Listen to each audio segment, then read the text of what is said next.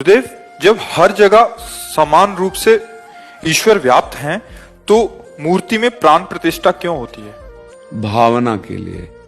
क्योंकि तुम्हारी भावना होती है ना कि हम संगमरमर की मूर्ति लाए हैं, तो तुम्हारी भावना ये हो जाए कि इस मूर्ति में भगवान विराजमान कर दिए गए हैं, इसलिए पहले से विराजमान भगवान में विराजमान की भावना तुम्हारी पुष्टि के लिए। शास्त्र बहुत प्रवीण है।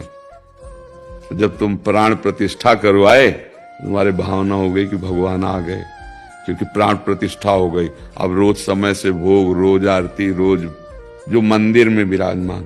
नहीं, सबकी सेवा में ठाकुर जी विराजमान है। भावुक जनों की क्या बुला के पंडित को, सबको उपासक थोड़ी प्राण प्रतिष्ठा कराते हैं। दृष्टि से देख लिया, हो गए भगवान की प्राण प्रतिष्ठा। प्रेमी जन ठाकुर जी को लिया, छाती से लगा लिया, ठाकुर जी विराजमान है, क्योंकि उनके भाव में विराजमान ना। हमारा पहला भाव होता है कि हम संगमरमर की लाए ना, अब उसके लिए भावुक जनों को, प्रेमी जनों को नहीं होती। यहाँ कोई प्राण प्रतिष्ठा के करवाई गई क्या? हमारे प्राण हैं, वो हमारे प्राण उनमें प्रतिष्ठित हैं। खंबे में प्राण प्रतिष्ठा करवाई थी क्या? नरसिंह रूप में प्रकट हो गए। नहीं, भाव। अब भाव प्रकट करने के लिए किया गया है प्राण प्रतिष्ठा। नहीं तो पहले से ठाकुर जी सर्वत्र कहाओ सो कहा, जहां प्रेम, भाव को ही प्रेम कहते हैं ना, और वो है नहीं तुम्हारे पास, तो उसके लिए नींव डाली गई। नहीं, हरि व्यापक सर्वत्र समाना, और प्रेम ते प्रकट हो मैं जाना। प्रेम तो है नहीं ना, तो अब उसके लिए साधन शुरू किया गया।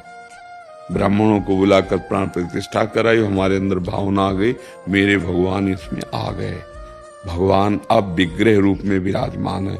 आठों पैर उनकी सेवा करते करते सेवा से भाव आया, भाव में अपनापन इतना गाढ़ हुआ कि अब उनको देख के ये नहीं लगता कि मूर्ति है।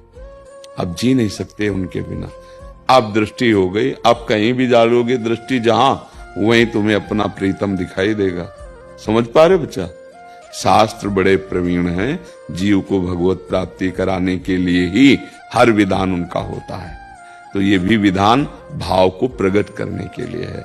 बड़े बड़े महापुरुष जो होते हैं, जो भाव से युक्त हैं, वो शास्त्र के प्रमाण को पुष्ट करने के लिए, शास्त्रीय सिद्धांत की रक्षा के लिए प्राण प्रतिष्ठा कराते हैं। जैसे कोई सिद्ध महापुरुष भगवदानंद में डूबा है, पर वो संध्या की लीला करता है। अब उसको जरूरत नहीं है, पर उसको देखकर हजारों लोगों को प्रेरणा मिलती है कि देखो, जब इतने बड़े महात्मा होकर संध्या के समय साधन, तो हमको भी करना चाहिए। तो ऐसे जिनकी दृष्टि में प्रभु विराजमान, वो भी प्राण प्रतिष्ठा कराते हैं। किस भाव से? वो आचरण करके, शास्त्र की आज्ञा का पालन करते हुए, सबको आज्ञा पालन कराने के लिए। तो इसलिए, और जो अभी प्रारंभिक है, उनके भाव बनाने के लिए शास्त्र आज्ञा करता है, ऐसे विधान से चलो, ऐसे विधान से चलो। नाम जप करो बच्चा, नाम जप करो। जैसे सुन लिया है ना कि सर्वत्र भगवान है, ये अनुभव ऐसे थोड़ी होता है। बहु नाम जन्म नामन्ते ज्ञानवान माम प्रपद्यते वासुदेवा स्वरमित सा महात्मा सुदुर्लभा। सब जगह भगवान ऐसा अनुभव हो गया, उससे बड़ा महात्मा नहीं है, और ऐसा महात्मा दुर्लभ है। पहले नाम जप करो। करते हो नाम जप?